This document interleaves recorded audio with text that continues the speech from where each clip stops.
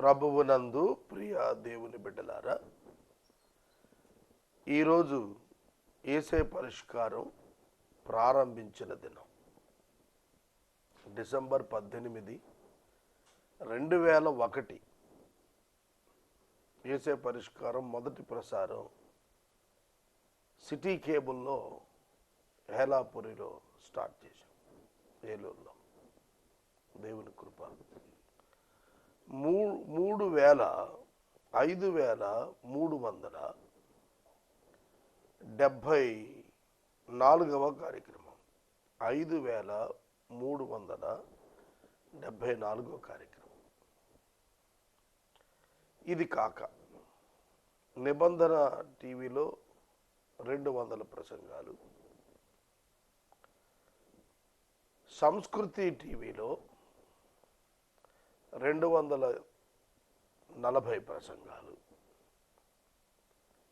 శిలువ విజయోత్సవంలో సుమారుగా 50 ప్రసంగాలు, మరియు డివైన్ ఛానల్లో 100 ప్రసంగాలు. ఇలా లెక్కిస్తూ వెళితే సుమారుగా 6000 వర్తమానాలు టెలివిజన్లో ప్రసారం చేయటానికి ప్రభువు సహాయం చేశాడు. ఇది దేవుని కృప. బైబిల్ గ్రంథాన్ని ధ్యానించడం ద్వారా నాకు కలిగిన లాభం, గొప్ప లాభం ఏమిటంటే, నా వ్యక్తిగత అంతరంగాన్ని పరిశీలించుకోవటానికి దేవుడు నాకు సహాయం చేశాడు. రెండవ లాభం ఏమిటంటే, దేవుడు ఎవరు అనేది నా లైఫ్లో తెలుసుకోవటానికి నాకు ఈ కార్యక్రమం ఉపయోగపడింది. మూడవది, దేవుని మనస్సు లోకం కొరకు ఎలా ఉంది అనేది గ్రహించడం జరిగింది. లోకాన్ని ప్రభువు ప్రేమిస్తున్నాడు. ఏ మానవుడు నశించకూడదు, సువార్తను నమ్మి నిత్యజీవం పొందాలి అనే ఆయన తపన ఈ 15 సంవత్సరాల్లో వాక్య ధ్యానాల్లో నేను చూశాను. కనుక ఈ 15 సంవత్సరాలు కాపాడిన దేవునికి నేను కృతజ్ఞతలు తెలియజేస్తున్నాను, స్తుతులు అర్పిస్తున్నాను, ఆరాధిస్తున్నాను. నేటి వాక్య ఉపదేశానికి సహకారం ఇస్తున్న కుటుంబం ఏలూరు పత్తేబాద నివాసితులు, retired additional joint collector Shri Indupalli Prakash Kumar గారు, శ్రీమతి సుదర్శిని గారు, కీర్తిశేషులు ఇందుపల్లి ఆడమ్స్ గారు, ఆదాం మాస్టర్ గారి జ్ఞాపకార్థం, 11వ వార్షిక జ్ఞాపకార్థం ఈ సహకారాన్ని ఇస్తూ ఉన్నారు. ఈ కుటుంబం కొరకు ప్రార్థించమని ప్రభు పేరట నేను మనవి చేస్తున్నాను. ప్రార్థన చేసుకుని వాక్య ధ్యానంలోనికి వెళదాం. మమ్మలను మిక్కిలిగా ప్రేమిస్తున్న మా యేసు, మా ప్రభు, మీకు వందనములు, స్తోత్రములు. మందిరమునకు వెళ్ళి మిమ్మల్ని ఆరాధించి మరోసారి ఆరాధనకు ఉపక్రమిస్తున్నాము. మీ కృపా వాక్యం అని అడుగుతున్నాము. మీ దాసుడు ఇందుపల్లి ఆదాము గారికి మీకు కృతజ్ఞతలు. వారిని మీ సన్నిధికి తీసుకున్న 11 సంవత్సరాలు. చిట్టమ్మ గారి కొరకు మీకు కృతజ్ఞతలు. ఆమెను మీ సన్నిధికి తీసుకున్నారు. వారి కుటుంబం ప్రకాష్ కుమార్ గారు, సుదర్శిని గారు, జెస్సీ, సౌమ్య, ప్రవీణ్ కుమార్, అవినాష్, అని ప్రీతి, డానియల్, క్రిస్టినా, కీర్తన, గార్లను ఆశీర్వదించండి, అభివృద్ధిలోనికి తీసుకురండి. నేటి వాక్య ఉపదేశానికి ప్రభువా మీ కృప కావాలి, పంపండి. వింటున్న వారు మేలు పొందాలి, కృప చూపండి. క్రైస్తవేతర మిత్రులను ప్రత్యేకంగా దీవించండి. యేసు నామమున అడుగుచున్నాము తండ్రి, ఆమెన్. ప్రభువునందు ప్రియా దేవుని బిడ్డలారా, దయచేసి మీ పరిశుద్ధ బైబిల్ గ్రంథాన్ని తెరవండి. మార్కు శుభవార్త 8వ అధ్యాయము 14వ వచనం నుండి 21వ వచనం వరకు నిన్న నేను ధ్యానం చేశాను. ఎంత ధ్యానించినా ఇంకా ధ్యానం మిగిలే ఉంటుంది. మరికొన్ని విషయాలు మీకు చెప్పి నేను ముందుకు కొనసాగుతాను. యేసుక్రీస్తు ప్రభువు శిష్యులు ప్రయాణంలో ఉన్నారు. రొట్టెలు తీసుకుని రావటం మరిచిపోయారు. వారి యొద్ద ఒక్క రొట్టె మాత్రమే ఉంది. వారు 12 మంది, యేసుతో 13 మంది. 13 మందికి ఒక రొట్టె సరిపోతుందా? ఒక్కసారి లెక్కించండి. ఒక్క రొట్టె ఒక చిన్నపిల్లవాడు తినేస్తాడు కదా. మరి 13 మంది పెద్దలకు ఒక రొట్టె ఎలా సరిపోతుంది? చాలదు. ఇదే తర్కం. ఈ లోపట వాళ్ళు యేసు ప్రభువు చేత హేరోదు పులిపిండిని గుర్చి, పరిసయ్యుల పులిపిండిని గుర్చి, అంటే teachings of Herod and the Pharisees హెచ్చరిక పొందినప్పుడు వాళ్ళు అనుకున్న మాట, రొట్టెలు లేవేమిటి మన దగ్గర? అది యేసు హృదయంలో ఎరిగాడు. ఆయన మాట్లాడుతున్నాడు. 17వ వచనం నేను స్ట్రెస్, నా mind stress. 7 questions. Jesus asked them 7 questions. ఈ 7 questions-లో ఒక్కటి నేను మీ ముందు ఉంచుతున్నాను మరోసారి. మన యొద్ద రొట్టెలు లేవే అని మీరు ఎందుకు ఆలోచించుకొనుచున్నారు? మీరింకను గ్రహింపలేదా? వివేచింపలేదా? మీరు కఠిన హృదయం గలవారై ఉన్నారా? మీ కన్నులుండి చూడరా? చెవులుండి వినరా? జ్ఞాపకము చేసుకొనరా? ప్రశ్నల పరంపరలో మీరు రొట్టెలు లేవే అని మీలో మీరు ఎందుకు ఆలోచించుకుంటున్నారు? రొట్టెలు లేవే. సోదరుడా, సోదరి, మానవ జీవితంలో మానవుడు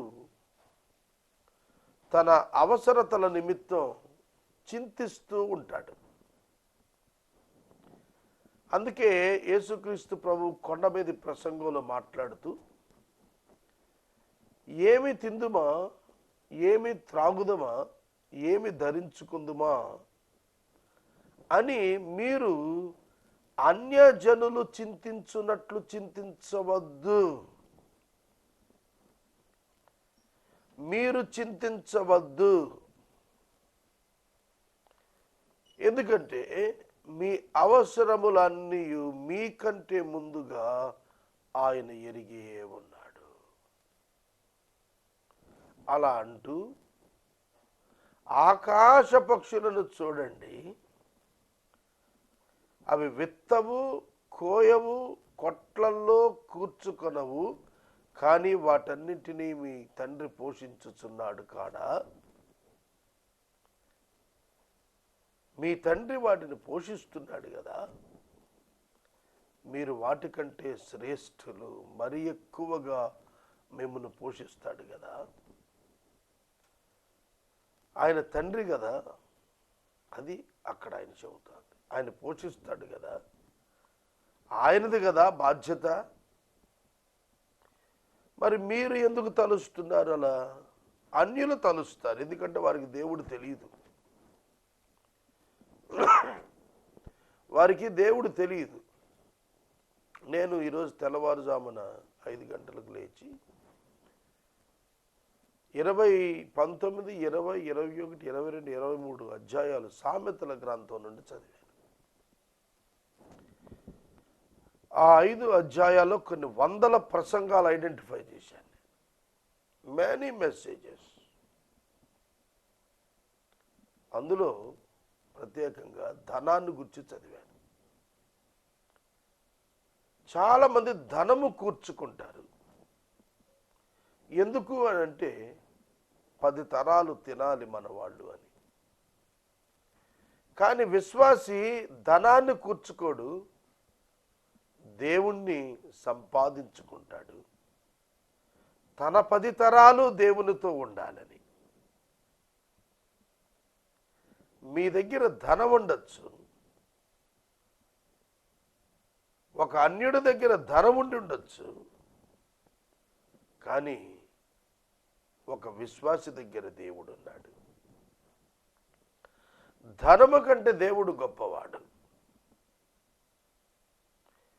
గొప్పవాడైన దేవుని దగ్గర ధనం లేదు. ధనాన్ని బట్టి ఆయన పనులు చేయడు.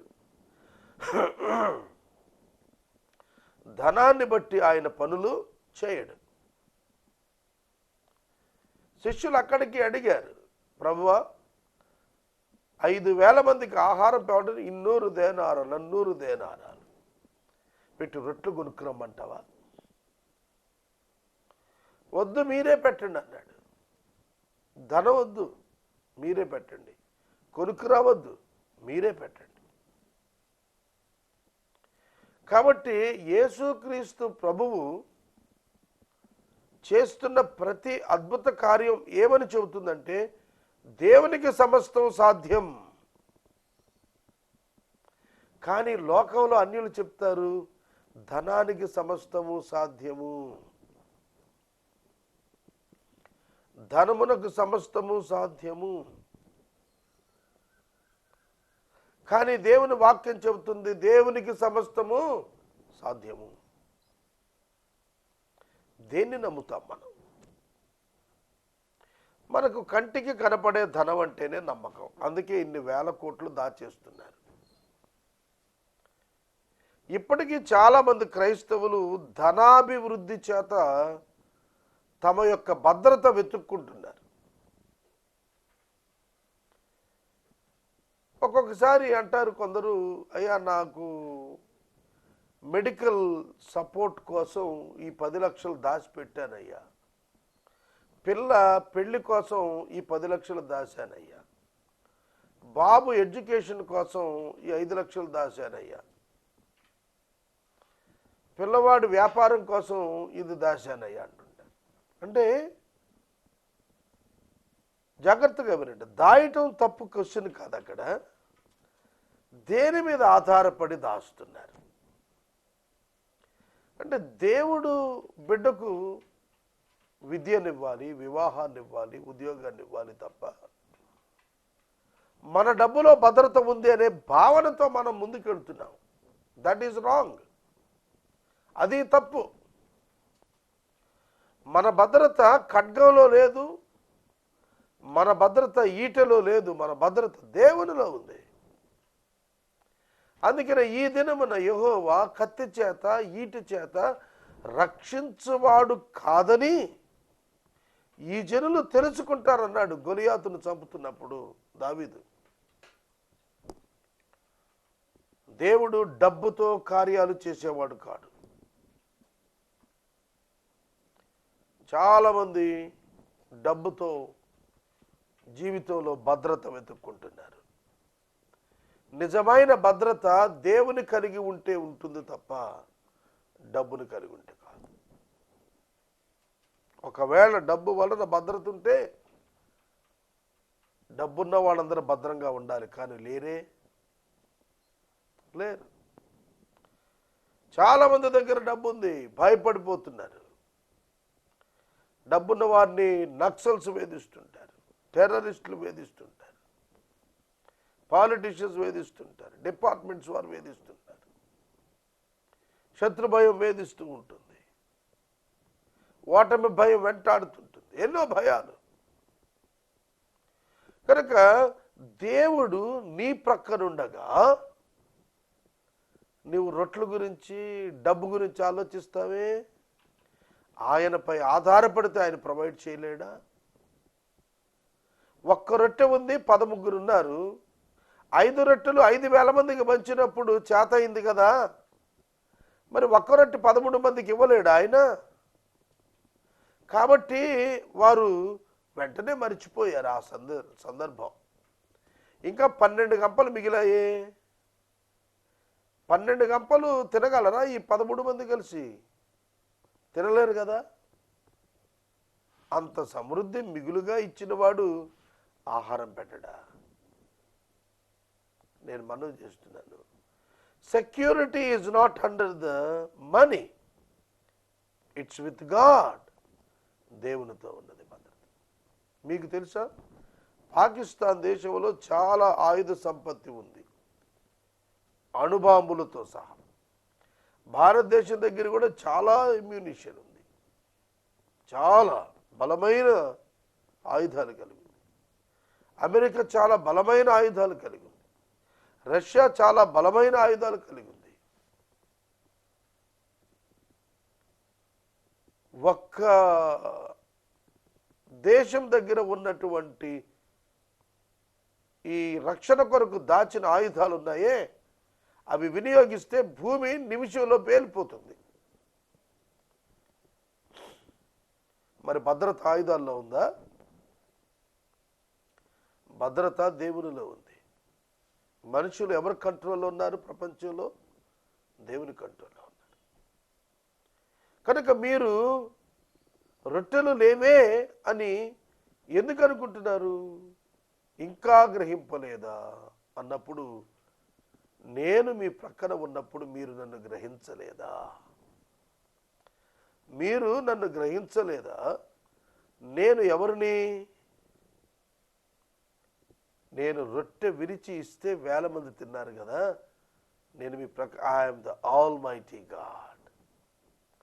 అబ్రహాంతో అదే ప్రశ్నించాడు. అబ్రహామా, అబ్రహామా, నేను సర్వశక్తి గల దేవుడను, నాకు అసాధ్యమైనది ఏదైనా కలదా? యేసు ప్రభు అన్నాడు, మీరు మౌనముగా ఉంటే ఈ రాళ్ళు కేకలేస్తాయి అన్నాడు.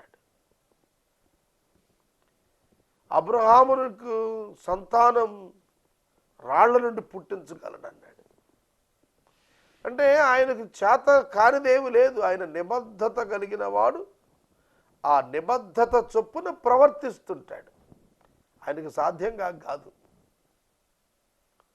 ఆయన గుణశీలాలకు వ్యతిరేకంగా ఏం చేయడు కనుక అలా చేయలేదు. కనుక ఇశ్రాయేలీయులు దేవుని యొక్క మంచితనము చేత నశింపక ఉన్నారు అన్నాడు. ఇశ్రాయేలీయులు క్షేమంగా ఉన్నారు అంటే కారణం వాళ్ళ మంచితనం కాదు, వాళ్ళ దేవుడు వారి పట్ల మంచివాడుగా ఉన్నాడు కనుక క్షేమంగా ఉన్నారు. కనుక క్షేమము, భద్రత ఎవరి చేతుల్లో ఉన్నాయి? ఆ ప్రభువు చేతుల్లో ఉన్నాయి. ఆయన ఇవ్వాలి. మీరు అడగచ్చు, ఏమండి మరి అలాగైతే ఎలా బతుకుతామండి డబ్బు లేకపోతే? డబ్బు వినిమయ సాధనం. డబ్బు చేత మనం వస్తువులను కొనుక్కుంటాం, సృష్టించలేం. డబ్బు చేత వస్తువును కొనుక్కుంటాం కానీ సృష్టించలేం. You can't create food. You may manufacture the food, you may cook the food, but you can't produce it. సృష్టింపగలిగిన వాడు దేవుడే. గోధుమలను ఆయన పంట ఇచ్చాడు, నువ్వు దాన్ని పిండిగా మార్చుకుని అన్నపూర్ణ ఆటాను, ఆశీర్వాదం ఆటాను చెప్పి అమ్ముకుంటుంటే తెచ్చుకుని పీసుకుని పిండి చేసుకుని తింటున్నావు. అన్నపూర్ణ ఆటా కంపెనీ వాడు కానీ, ఆశీర్వాదం ఆటా కంపెనీ వాడు కానీ గోధుమ పంటను తేలేదే, అది దేవుడిచ్చింది. అది ఎవరిచ్చింది? దేవుడిచ్చింది. ఎవరు సృష్టించింది? దేవుడు సృష్టించింది. ఎంత ఖరీదుకి? రూపాయి లేకుండా. నేను పొలిటికల్ సైంటిఫిక్ రీసెర్చ్ కొన్ని విభాగాలు ఎంచుకుని వాటిని అధ్యయనం చేస్తుంటే ఒక క్రొత్త విషయం నా దృష్టిలో పడింది. పశు సంపద విషయంలో 52% పశువులు, ప్రపంచంలో ఉన్న పశువులలో 52% పశువులు భారతదేశంలో ఉన్నాయండి. మిగిలిన ప్రపంచం అంతా కలిపి 48%. 80% మాంస ఉత్పత్తులు మనం కొంటున్నటువంటి ధర కంటే తక్కువ ధరకు విదేశాలకు వెళ్ళిపోతున్నాయి. అవి అధ్యయనం చేస్తున్నప్పుడు ఒక ఆవు ఒక దూడను ఈనిందనుకోండి, ఎంత ఖర్చు దానిలో యజమానునికి? యజమానునికి సంబంధం ఏంటో దేవుడు ఇచ్చింది. దాన్ని ఒక 9 monthsలో 200 కిలోస్కి వచ్చేస్తుందట. దాన్ని అమ్మేస్తున్నారు, వేల రూపాయలకు అమ్ముతున్నారు. ఎవరి సొత్తుది? దేవునిది. కనుక మనం రేట్లు పెట్టి కరప్ట్ అయ్యి అన్నింటినీ పాడు చేసుకున్నాం. వరికి ఇంత రేటు ఇవ్వాలంట, వాడు కొంచెం ఎక్కువ రేటు ఇవ్వమని ఒక రైతు అడుగుతాడు. దీని తెచ్చి దళారి తన లాభం కోసం పెంచుతాడు, ఇంకొకడు బ్లాక్ చేస్తాడు. నేను ఎందుకు చెబుతున్నానంటే ఈ విషయాలు ఇక్కడ మనిషి హృదయం చెడ్డదవటంతో డబ్బు కొరకు పాడైన హృదయంతో తలస్తున్నాడు తప్ప, హృదయము బాగైతే, నీ హృదయము స్వస్థత పొందితే, నీ మనసు మారు మనసుకు వస్తే నీవు డబ్బు వైపు చూడవు, నువ్వు దేవునికి కృతజ్ఞతగా ఉండటం ప్రారంభిస్తావు. There your life will start in a new direction. ఒక క్రొత్త మార్గంలో నీ జీవితం ప్రయాణం చేయటం ప్రారంభిస్తుంది. గ్రేట్ ఎగ్జాంపుల్ హెబ్రీ పత్రిక 11లో రాశాడు, మోషేను గురించి, ఐగుప్తు భోగము కంటే క్రీస్తు నిమిత్తమైన నింద గొప్ప భాగ్యముగా ఎంచుకున్నాడు. భాగ్యము అంటే సిరి కదా, సంపద. ఏమిటి సంపద మోషే గారికి? క్రీస్తు కొరకు నిందలు పడుట తన సంపదగా భావించుకున్నాడు. దేవుని ప్రజలతో శ్రమలు అనుభవించుట గొప్ప భాగ్యం.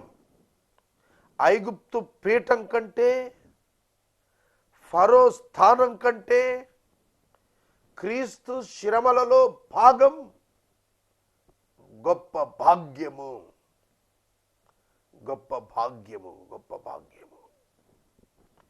క్రైస్తవ బోధకులు అర్థం చేసుకోవాల్సింది ఏమిటంటే, డబ్బుకు ఎంత దూరంగా ఉంటే, దేవునికి ఎంత దగ్గరగా ఉంటే మీరంత భాగ్యవంతులు. 2 సంచుల్లో బంగారం వేసుకొచ్చాడు నయమాను, కుష్ఠవ్యాధితోటే వచ్చాడు.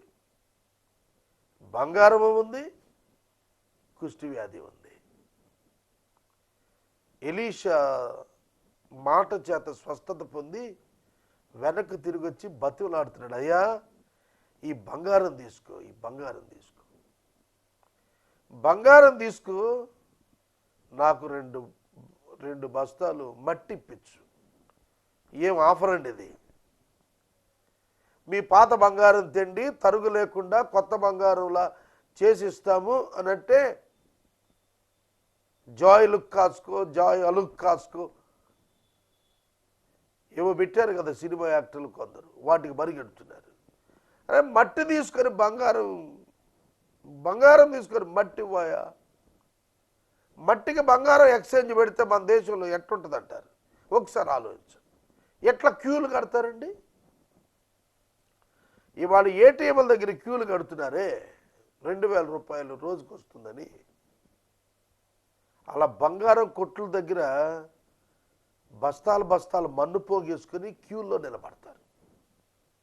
నేను అడుగుతాను, ఓకే 2 బస్తాలు బంగారం ఇచ్చాడు, ఏం చేసుకుంటావు? ఏమన్నా బ్రేక్ఫాస్ట్ అవుతుంది అది నీకు? మనుషులు మనసు పాడైపోయినందున దేవుణ్ణి విడిచి డబ్బుపై తమ ఆలోచన పెట్టుకున్నారు. దేవుని ఎరిగిన వాడు డబ్బును విడిచి దేవునిపై ఆలోచన పెట్టుకుంటాడు. అధికారమును విడిచి దేవుని దాసుడుగా ఉండటానికి దీవెనగా భావిస్తాడు. డాక్టర్ బిల్లీ గ్రహాం గారిని మీరు పరిశీలించండి. ఆయన 98 సంవత్సరాల వయసులో 11 మంది పైగా అమెరికన్ ప్రెసిడెంట్స్ ప్రమాణం చేసినప్పుడు ప్రార్థన చేశాడు. ఆయన అక్కడున్నాడు. రేపు ట్రంప్ గారు నెక్స్ట్ ఇయర్ 2017లో ప్రమాణ స్వీకారం చేసి ఆయన ఉంటారు అక్కడ. అప్పుడు 12వ ప్రెసిడెంట్. అమెరికా అంతా కూడా బిల్లీ గ్రహాం గారిని ప్రెసిడెంట్ చేయాలనుకుంటే పారిపోయాడు. ఆయన ఇష్టపడలేదు. దైవదాసుడిగా ఉండటం గొప్ప అండి. దేశానికి ప్రధానమంత్రిగా ఉండటం కంటే దైవజనుడికి ఉండటం చాలా గొప్ప. ఇది బయట మాట్లాడితే ఎట్లుండదని పిచ్చితనంగుంటుంది. కానీ దేవుని ఎరిగిన వాడికి అది బలంగా శక్తిగా ఉంటుంది. కనుక నేను మనవి చేస్తున్నాను, నన్ను బాగా ఆకర్షించిన పదం, నన్ను పక్కన పెట్టుకొని మీరు డబ్బు గురించి ఆలోచిస్తారు, రొట్టెల గురించి ఆలోచిస్తారు. ఎట్లా ఎట్లా ఎట్లా ఎట్లా? నీ బిడ్డనిచ్చిన వాడు బిడ్డకు బ్రతుకునివ్వడా? నీ కుమారునిచ్చిన వాడు వాడికి ఒక ఉద్యోగం ఇవ్వడా? నీ కుమార్తెనిచ్చిన వాడు ఆమెకు ఒక భర్తనివ్వడా? How sad! ఎంత విచారం! నీ ఆలోచన ఎంత విచారం! Come to Christ. రా క్రీస్తు దగ్గరికి. చూడు, జ్ఞానులు సాగిల పడ్డారండి పసిబిడ్డ ఎదుట. మాట లేకుండా కదలకుండా ఉన్న, నడవకుండా ఆయన ఎదుట జ్ఞానులు సాగిల పడ్డారు. జ్ఞానివి కాదు కదా నువ్వు సాగిల పట్టాకేమిటి? నేనైతే ఉట్టి సాగిల పట్టం కాదు, పొర్లి దండాలు పెడతాను. నేను ముగిస్తున్నాను. Turn your mind from money to God. Turn your mind from money to God. ధనము మీద నుండి నీ హృదయమును దేవుని వైపు త్రిప్పమని మనం చేస్తున్నాను. ప్రార్థిస్తాను. తలలు వంచండి, ప్రార్థనలో ఏకీభవించండి. నేటి వాక్య ఉపదేశానికి సహకారం ఇచ్చిన కుటుంబం కీర్తిశేషులు ఇందుపల్లి ఆదాము రిటైర్డ్ హెడ్ మాస్టర్ గారి జ్ఞాపకార్థం, 11వ జ్ఞాపకార్థం. Indupalli Prakash Kumar garu, retired additional joint collector Srimati Sudarshini garu, కుటుంబ సభ్యులు Adimalla Praveen Kumar, justice Soumya, doctor Pachigalla Avinash Manikumar, doctor Yanipreethi, కుమారుడు ఆర్యన్ డానియల్ మరియు తృతీయ కుమార్తె Christina Keerthana, doctor Christina Keerthana సహకరిస్తున్నారు. దేవుడి కుటుంబాన్ని దీవించిన గాక. ప్రార్థన చేద్దాం. మమ్మల్ని మిక్కిలిగా ప్రేమిస్తున్న తండ్రి వందనాలు. ఆదాము గారు నీ యందు విశ్రమించారు, చిట్టమ్మ గారు నీ యందు విశ్రమించారు. వారు విడిచి వెళ్ళిన కుటుంబాలను దీవించమని అడుగుతున్నాము. ఎపిసోడ్ సహకారాన్ని ఇచ్చిన ప్రకాష్ కుమార్ గారి కుటుంబాన్ని దీవించము. మా మనస్సు ధనము మీద నుండి దేవుని మీదకు మరల్చుటకు కృపనిమ్ము. యేసు నామమున అడుగుచున్నాము తండ్రి, ఆమేన్. తండ్రి అయిన దేవుని ప్రేమ, కుమారుని యేసయ్య కృప, పరిశుద్ధాత్మని యొక్క అన్యోన్య సహవాసం సదాకాలం మనందరికీ తోడై ఉండును గాక. ఆమేన్.